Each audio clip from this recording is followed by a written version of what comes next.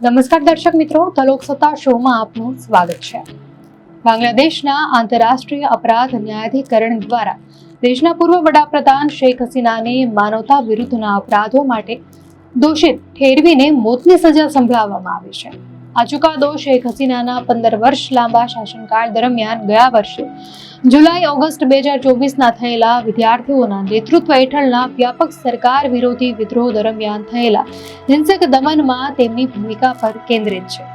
ભારતમાં દેશ નિકાલમાં રહેલી શેખ હસીનાની ગેરહાજરીમાં કેસ ચલાવવામાં આવ્યો હતો અને મીડિયા રિપોર્ટ અનુસાર ઢાકામાં ચુકાદો જાહેર થતાની સાથે જ કોર્ટની અંદર અને બહાર લોકોએ ફાંસી આપોના નારા સાથે જશ્ન મનાવ્યો હતો, જેના કારણે કોર્ટે શિષ્ટાચાર જાળવવાની વિનંતી કરવી પડી હતી।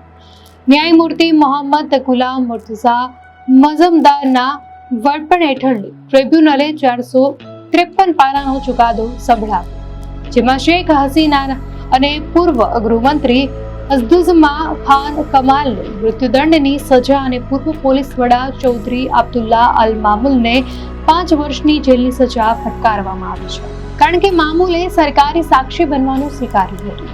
ટ્રિબ્યુનલે હસીનાને મુખ્ય સૂત્રધાર અને મુખ્ય આર્કિટેક્ટ જાહેર કર્યા, જેમણે સુનિયોજિત રીતે નાગરિક વસ્તી પર હુમલો કરવાના આદેશો આપ્યા હતા। મુખ્ય અભિયોજક તાજુલ ઇસ્લામે દલીલ કરી હતી કે હસીનાનો અપરાધ પૃથ્વી પરના દરેક અપરાધી કરતા ચડિયાતો છે અને યુએનના અહેવાલ અનુસાર જુલાઈ-ઓગસ્ટ 2024ના બળવા દરમિયાન સુરક્ષા દળો દ્વારા ગોળીબારમાં લગભગ 1400 લોકો માર્યા ગયા અને 25,000 લોકો ઘાયલ થયા હતા।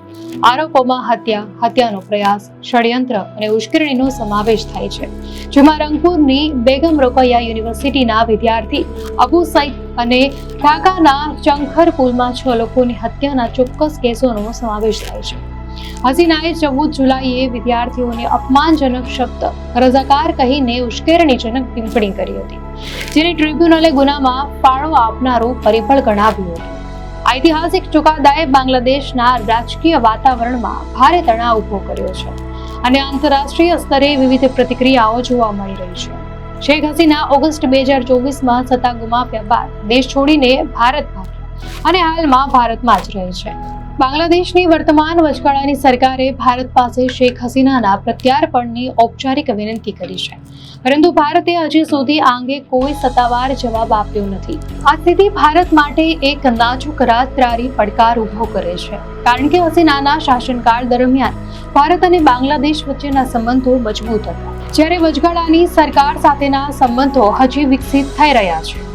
હસીનાએ પોતે ભારતને વિનંતી કરી છે કે તેઓ ઢાકામાં લોકશાહી ધોરણોનું સન્માન થાય તેવું દબાણ કરે અને તેમના પર ચલાવવામાં આવેલો કેસ રાજકીય રીતે પ્રેરિત હોવાનો દાવો કર્યો છે। યુએનના માનવાધિકાર કાર્યાલયે ગયા વર્ષના દમન દરમિયાન થયેલા મોટા પાયે મૃત્યુ અને ઘાયલોના આંકડાઓને ટાંકીને પરિસ્થિતિ પર ગહન ચિંતા વ્યક્ત કરી। ઘણા પશ્ચિમી દેશો અને આંતરરાષ્ટ્રીય માનવાધિકાર સંસ્થાઓ આ ટ્રાયલને ખૂબ નજીકથી નિહાળી રહી છે। ટ્રિબ્યુનલની કાર્યપદ્ધતિ પર ભૂતકાળમાં સવાલો ઊભા થયા હોવા છતાં આ કેસમાં પુરાવાના વિશાળ જથ્થા અને અનેક સાક્ષીઓની જુબાનીને ધ્યાનમાં લેવામાં આવી છે। ચુકાદા પહેલા અને પછી શેખ હસીનાની પ્રતિબંધિત આવામી લીગ પાર્ટીએ ચુકાદાના વિરોધમાં હડતાળની હાકલ કરી, જેના પગલે દેશમાં મોટા પાયે સુરક્ષા વ્યવસ્થા સઘન કરવામાં આવી હતી। ઢાકા મેટ્રોપોલિટન પોલીસે હિંસક ટોળા સામે જોતા જ ગોળી મારવાના આદેશો પણ જારી કર્યા હતા। હસીનાના સમર્થકો આ ચુકાદાને રાજકીય બદલો માનીને વિરોધ કરી રહ્યા છે, જ્યારે સરકારના સલાહકારોએ ખાતરી આપી છે કે આ ચુકાદા પર અમલ કરવામાં આવશે। આ ચુકાદો બાંગ્લાદેશના ઇતિહાસમાં એક અભૂતપૂર્વ ઘટના છે, કારણ કે આંતરરાષ્ટ્રીય અપરાધ ન્યાયાધિકરણ દ્વારા કોઈ પૂર્વ વડાપ્રધાનને માનવતા વિરુદ્ધના અપરાધો માટે દોષિત ઠેરવવામાં આવ્યા હોય તેવો આ પ્રથમ કિસ્સો છે। બાંગ્લાદેશમાં હવે કાયદાનું શાસન અને રાજકીય સ્થિરતા વચ્ચેનો તણાવ વધુ ઘેરો બન્યો છે।